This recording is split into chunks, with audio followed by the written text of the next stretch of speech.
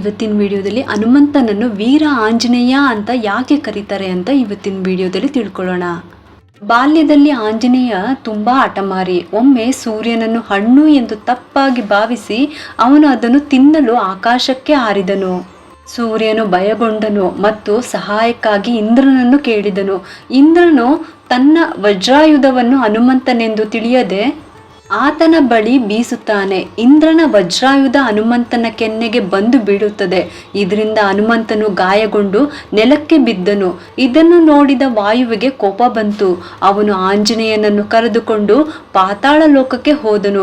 ಗಾಳಿ ಇಲ್ಲದೆ ಜನರು, ಪ್ರಾಣಿಗಳು ಮತ್ತು ಸಸ್ಯಗಳು ಭೀಕರವಾಗಿ ನರಳಲಾರಂಭಿಸಿದವು. ಆಂಜನೇಯನನ್ನು ನೋಯಿಸಿದಕ್ಕಾಗಿ ಬ್ರಹ್ಮನು ಇಂದ್ರನನ್ನು ನಿಂದಿಸಿದನು. ಅವನು ಇಂದ್ರ ಮತ್ತು ಇತರ ದೇವತೆಗಳೊಂದಿಗೆ ಪಾತಾಳಕ್ಕೆ ಹೋಗಿ ಭೂಮಿಗೆ ಹಿಂತಿರುಗುವಂತೆ ವಾಯುವನ್ನು ಬೇಡಿಕೊಂಡನು. ವಾಯುವನ್ನು ಮೆಚ್ಚಿಸಲು ಬ್ರಹ್ಮನು ಆಂಜನೇಯನ ಗಾಯಗಳನ್ನು ಗುಣಪಡಿಸಿದನು ಮತ್ತು ಹನುಮಂತನಿಗೆ ಭೂಮಿಯ ಮೇಲಿನ ಯಾವುದೇ ಆಯುಧವು ಹಾನಿ ಮಾಡಲಾಗದು ಎನ್ನುವ ವರವನ್ನು ನೀಡಿದನು. ಆಂಜನೇಯನು ಚಿರಂಜೀವಿ ಅಥವಾ ಅಮರನಾಗುತ್ತಾನೆ ಎಂದು ಇಂದ್ರನು ಅವನನ್ನು ಆಶೀರ್ವದಿಸಿದನು.